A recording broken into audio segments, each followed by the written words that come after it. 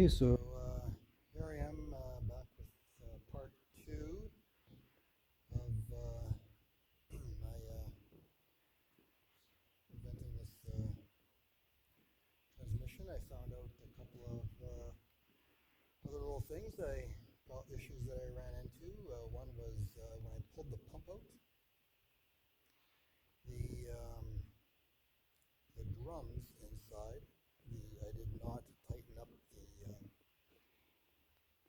the band before I pulled it out. One YouTuber had suggested you need to do that, so I did not do that. The transmission shop that I just brought this back from said that the best way to do it, to pull the pump, is to have it standing up. So they put it in, actually put it into a garbage can, stand it up so the torque converter is facing up, and you tighten up the band and you pull the pump right out. The pump is in behind the torque converter here. So that was one thing that I failed to do. If you don't do that, the drums pull out just slightly, and what happens, there's a washer in behind here on the shaft, and that falls to the bottom, and you gotta basically take a bunch of other things off. So I said, okay, well, I'll bring it in, and they can install the pump back on. So the pump is installed. My hole is plugged where the old vent was. I had a little bit of trouble also installing the torque converter back. I thought it was in there pretty good, but it was almost flush with the bell housing end here. And so I took it back out, and not really sure how I lined it up, but it did line up and it went all the way in.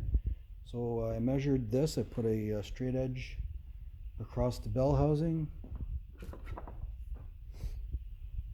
and I measured, so to the center hub here I got about 3/8 of an inch. So make sure that the bell housing is pushed in all the way so that you can get your engine back on. So I'm ready to install the engine back on the transmission, and we'll see how that goes. So yeah, we finally did get a seal for the pump at this transmission shop. They were nice enough to order me the part, and then they asked me how I pulled the pump out, and I told them, and they said, well, he said, you better go get that washer then, because it's probably fell down. So I said, okay, well, I'll bring it in then, and they can do it, because it'd probably be about a 4-hour job for me, where they charged me $100. So that was nice. That was placed right here in Winnipeg. And so when talking with them about this 32RH, they said, well, I've never heard of a 32RH. Maybe you mean a 904 or a 999.